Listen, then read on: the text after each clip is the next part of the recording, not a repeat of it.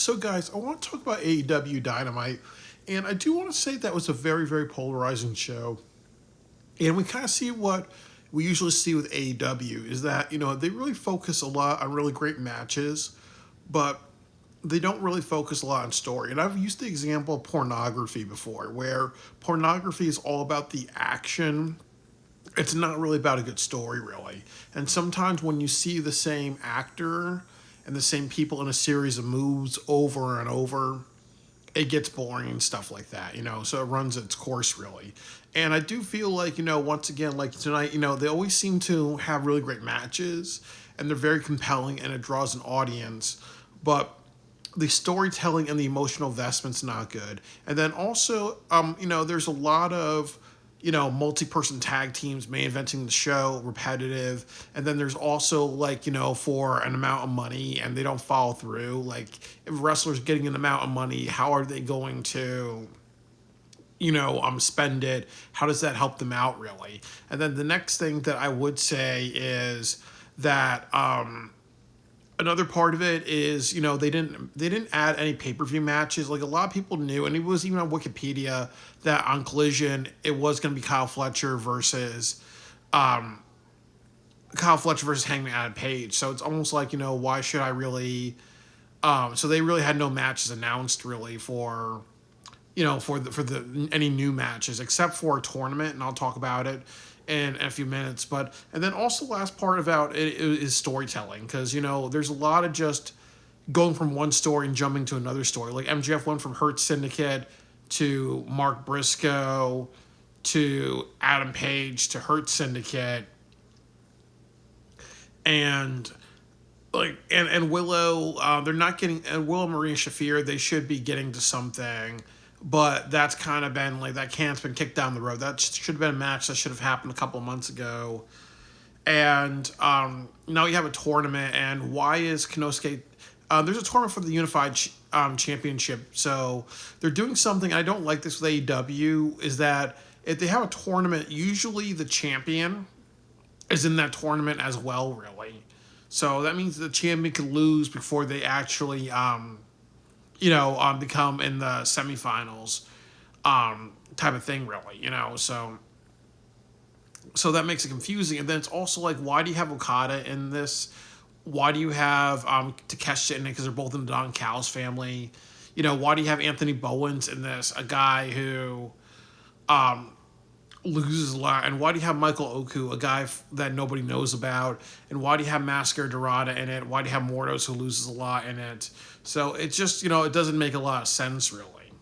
And I think there's a lot of people who want to see AEW make a lot more sense, really. So, it's like they throw things together really quick, or they might try to do something where there's a wrestler having a feud with a bunch of people. So it's almost like you don't know what direction it's going to go down. But in the end of the day, there has to be like some continuity. You can do foreshadowing. There's a difference between foreshadowing and making something, convoluted, really, So, and that's kind of really the big issue. So I'm going to go over the show and we will talk about this. And I got myself a Pabst Blue Ribbon because I'm white trash and I'm in trouble. I'm mixed race, but I can call him, I'm mixed race.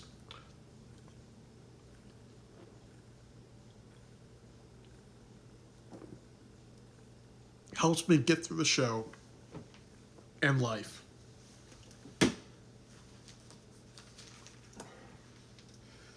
So they did a really great job. The show opens with Bryan Danielson, coming out. You hear his music. The crowd's doing the yes chants, and that's it. And I want AEW to do more of this, because you're exciting the crowd when you.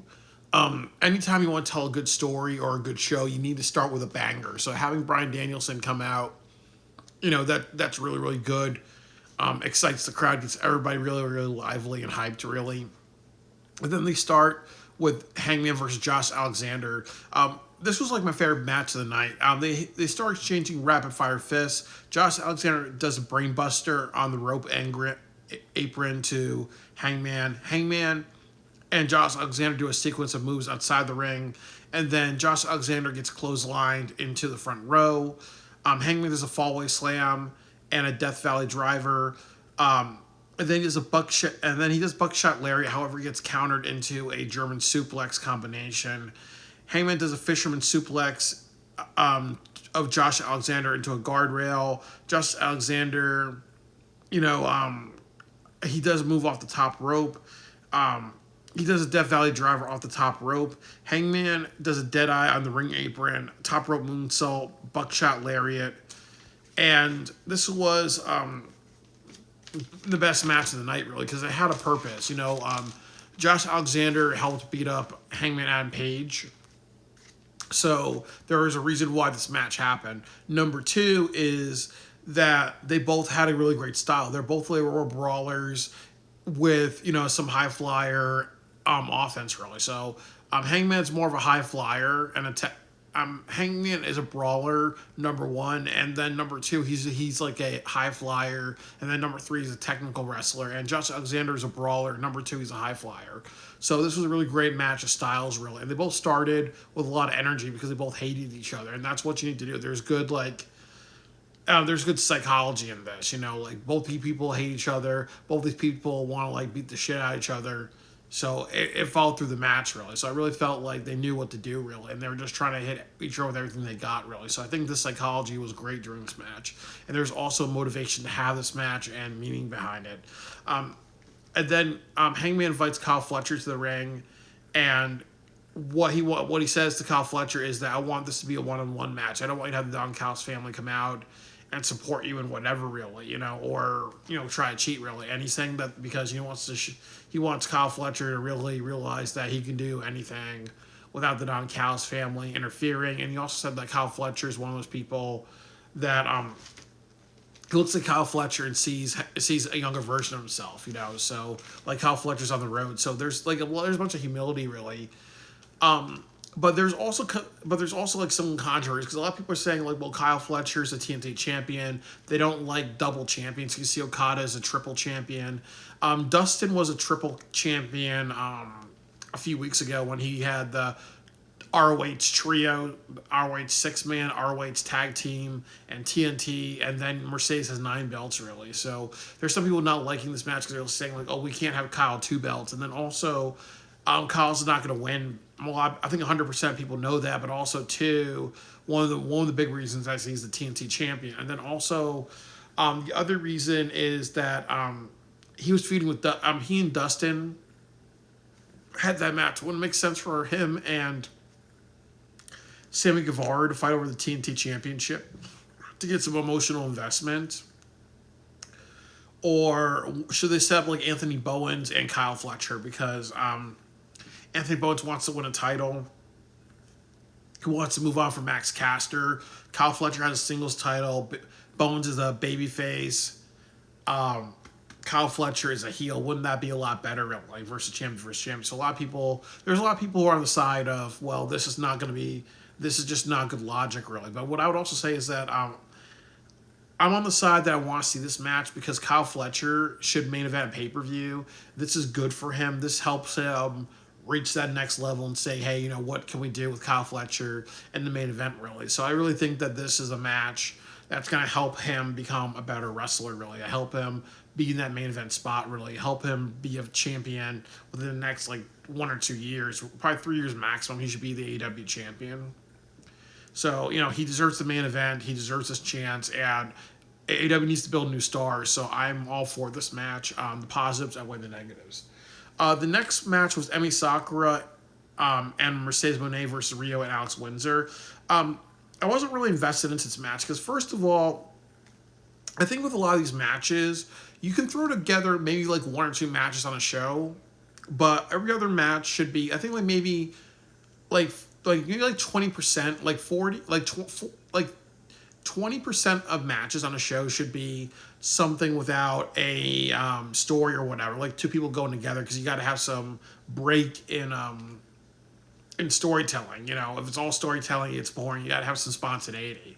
So I'm okay with 1 or 2 matches on a show maximum having no story, but if a lot of your matches are like that, that's not good, really. But they had a bad story here because Emi Sakura and Mercedes are together. Didn't they feud with each other? And didn't Mercedes say something like, you know, Emi Sakura's old?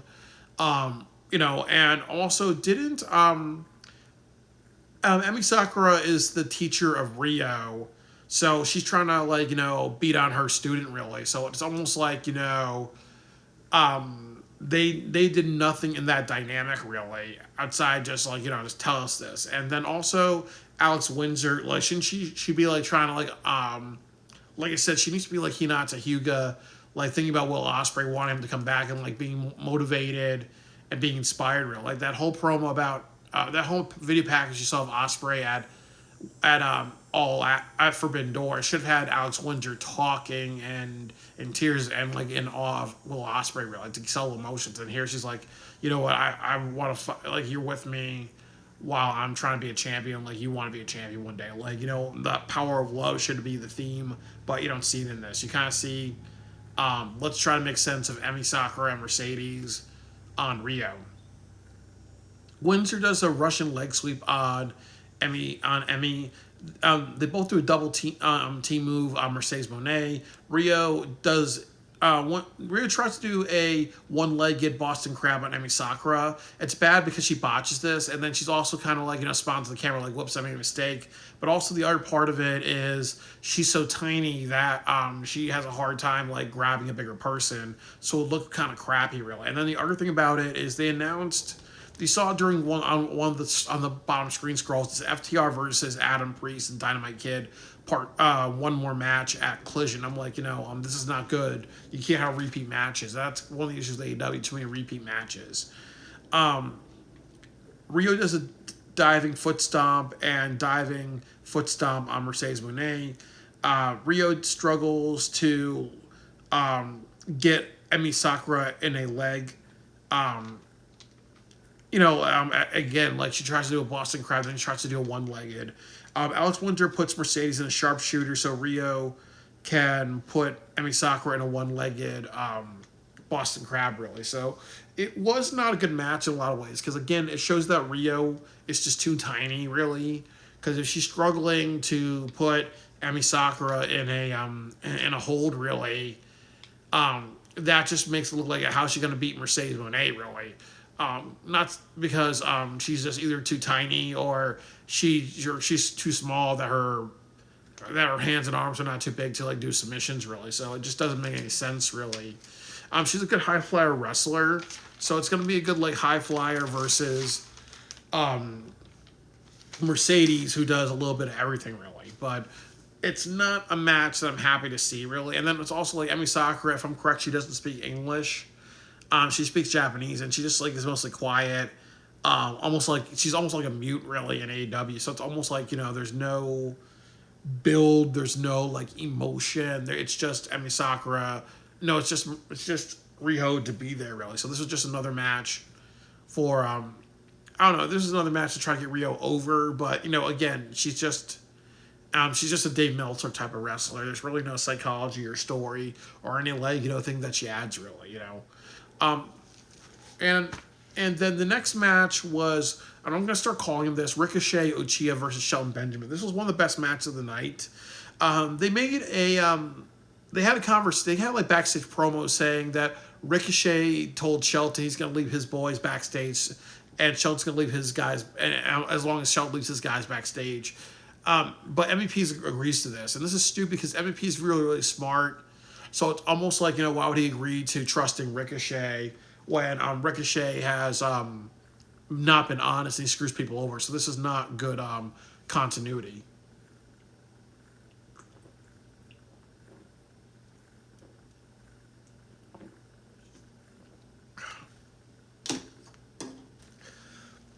So that's kind of the issue with this match. But otherwise, the actions and everything is really great. I'm happy Ricochet's in AEW because he does a lot of great shit. He knows how to be a good wrestler, talker, and performer. So he really is what AEW needs. You need a storyteller, and then you also need somebody who can talk on the microphone and do shit in the ring.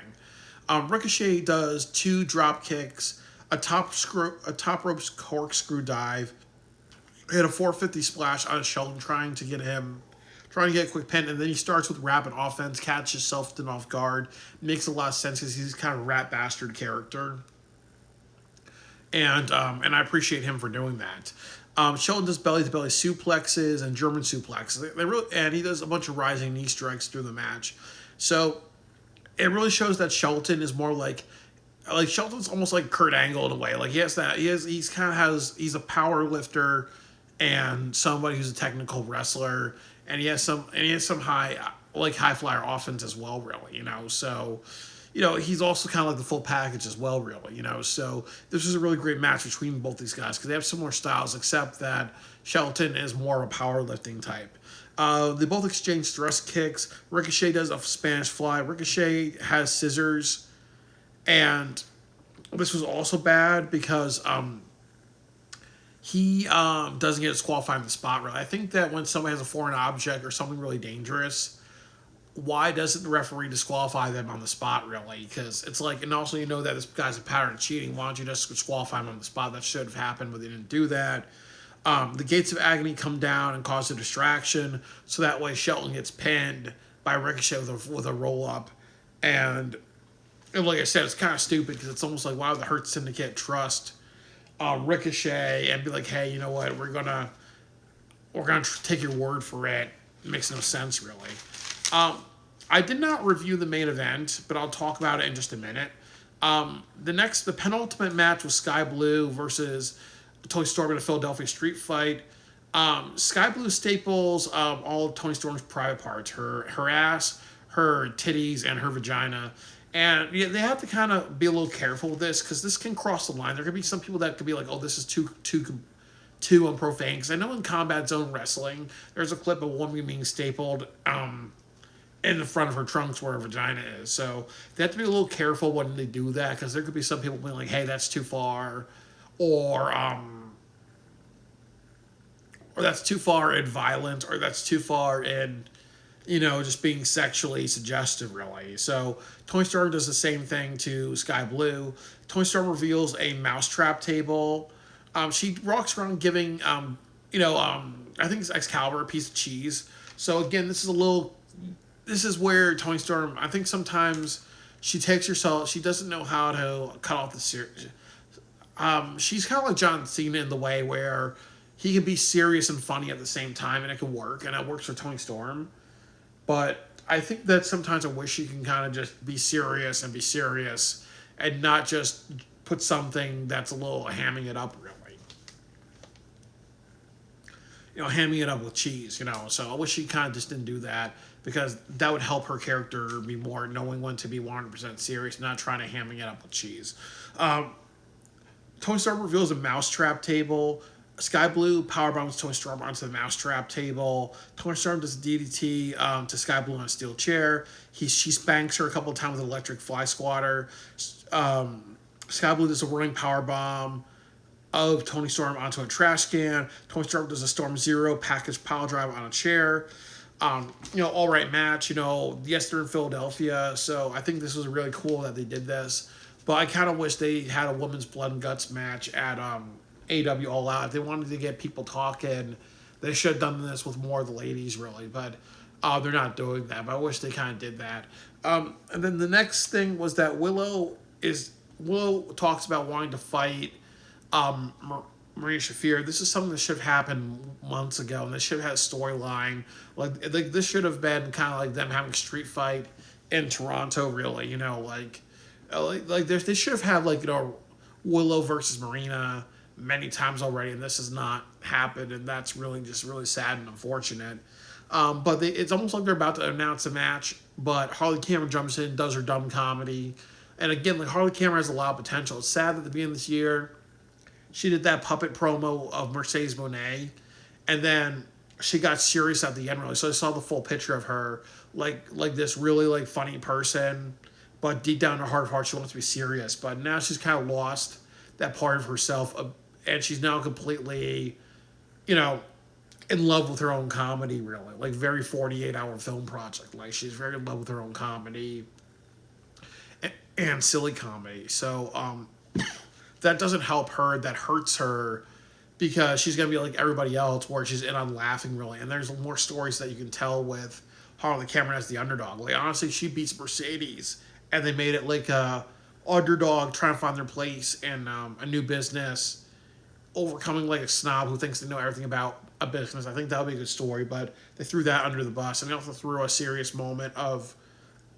Willow versus Marina Shafir because a lot of people want to see that match because there's a lot of story to that.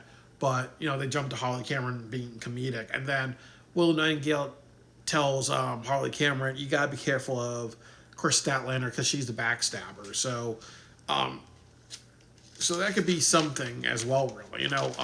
Like Chris Statlander and Marina Shafir can become a tag team, and then maybe Harley Cameron will become a tag team. I think that's what they're leading to. But I think that's the direction. I'll bet you money that's the direction that they're going in. But as I said before, and I'll say it again, that they really need to get to Marina Shafir versus Willow one-on-one, and they need to make Harley Cameron more serious. But I think they're going to try to do that by having Chris Statlander hurt her Harley Cameron. She's begging for her life, and then Willow saves her. Then you kind of have two tag teams. And then they announced the tournament for the Unified Championship, and I'm not happy with this. First of all, Okada and Takeshita, they have some tension with each other.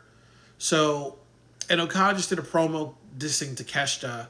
So, and then Takeshita's the Don Callis family did they slightly, but they didn't like give him all the recognize that he deserved for winning the G1 really.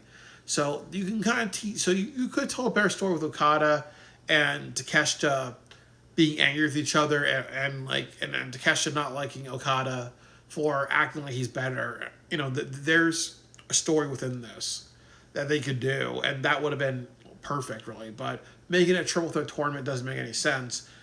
Michael Oku, he wrestles for Ring of Honor, but nobody really watches Ring of Honor, so it's almost like, who the fuck is this guy? And then the next thing is that you have Takashita and Bowens. Anthony Bowens has been losing a lot. Again, you could have done backstage segments about what this means to him. And then also, too, I would have wanted to seen him in the... you could have done Mordos versus Bowens. I would have done that. Get rid of Mascara Dorada. And I think you would have done something a lot better, really, because you would have Bowens actually win, and then now he's in this triple threat, and you could do promos with these guys about what it means to all of them. I think that would have been the best way to do it. But Bowens always loses. He's obsessed with Max Caster. He kind of begrudged Max Caster the same way I begrudged the 4-Hour Film Project. He needs to let it fucking go, really. Why is Bowens in this when he loses a lot? And yeah, a guy named Takeshita who's won the G1, and I believe he's wrestled a series of matches. He's wrestled matches for almost a month straight, really. So there's no way in hell that Bowens is going to win, and if he does win, that's really, really bad because Takeshita and Okada is a lot of money. And then Mascara Dorada versus Mordos, I'm pessimistic about it because Mascara Dorada should win this, but Mordos is in LFI, and LFI is right now trying to go on a heel faction run, really. So I don't think Mascara Dorada is going to win this, and it would actually hurt LFI to have Mordos in the group and then lose. While they're trying to while they just invited Sammy, really, So I really think that there's a lot that they have to make sure that that this all works, really. You could have even had Kill Switch in this as well, really, or something else like that. So the main event match, I didn't watch that, and there was a couple of reasons why I didn't watch this. Because first of all, last night, once again, I fell asleep through the show. It got boring, and I also just knew really how this thing turned out. Sometimes, if the show has a bunch of issues, or I kind of just feel the main event is predictable, I won't bother really watching it. The other thing too is that you did the same stuff you did with the Young Bucks, where they had stupid comedy with their names, really. And then we all kind of know how it goes when you have the Young Bucks and Bandito. It just is repetitive. And then they've also kind of done way too many tag teams or multi-person matches or money matches. Pardon me, my eyes are closed because I'm thinking and I'm also tired. I worked all night. But I also feel that Daniel Garcia turned heel. He's now with the Death Riders. popcorn fight because because Daniel Garcia, he does have potential, but he's charismatic to nobody really. He's just like Hook. He has no charisma. It's not going to cause any emotions with people. I think maybe at one point he did. I think he would have been. I think he should be like the Cody Rhodes of AEW, like that passionate. His father. He grew up with abuse. He loves his mother really. So almost like you could take a lot from Cody Rhodes, like honoring people, and then now his heart's kind of changed really, like honoring his mom, and then being like, nah, well, that's not leading me to success. Or you can lie and say, hey, I'm starting a family. I need to be with successful people and all that good shit, really. But I just think that he's just gonna be a more over. I'm probably like a few. I'm maybe like a C, or he's probably gonna be one or two upgrades from Wheeler Yuta, really. So overall, this show was really 50-50 to me. I would say if I was to give it a letter grade, I would have to give it roughly a C minus. I think that Mark Briscoe being on the show and not announcing their match for Collision, I'm not announcing their match for All Out is bad. You didn't have Okada or Takeshita or Bones on the show when they're in a tournament for the match that they created on the show. Really, you announced Kyle Fletcher and Hangman as official, but it was even on Wikipedia that they're going to have a match on Friday in Toronto. So there's really not a lot. There's really scarily nothing of significance or of match building really. So like I said, they focus way too much on action. They need to focus more on story and compelling stuff. And it's okay to have things backstage where people are looking at each other like, oh well, I'm gonna fight you maybe tomorrow, a week from now, a month from now, a year from now. It's okay to like set up things now, even if it's subtle or even if it's just a glance, really, versus just being like, okay, we gotta take a story and switch it around a couple of times. So all right, yeah, but like I said, it's definitely like a show. I think that they emphasize action way too much, and the matches definitely suffer. Um, and definitely the stories suffer, then the product suffers. Because really, it's good story. It's really the amount of story that you have, the quality of the story impacts the quality of the wrestling, really, which means you get more fan engagement if the stories are done very well. So AEW needs to work on their storytelling department and definitely try to fire the person. May fire a lot of people in the writing room because they definitely deserve termination.